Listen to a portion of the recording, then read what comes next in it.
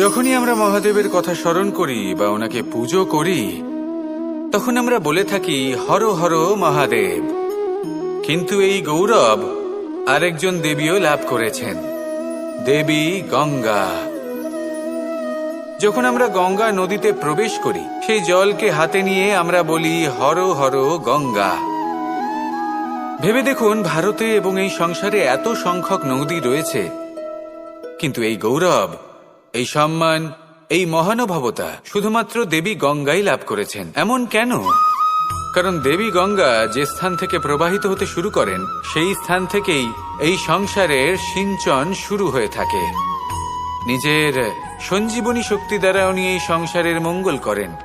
মানুষের অন্তরের সেই পাপ, নেতিবাচক বোধ, সেই মালিন্য উনি নিজের অন্তরে সমাহিত করেন, সেই মানুষের শুদ্ধিকরণ করেন, আর তার বদলে কি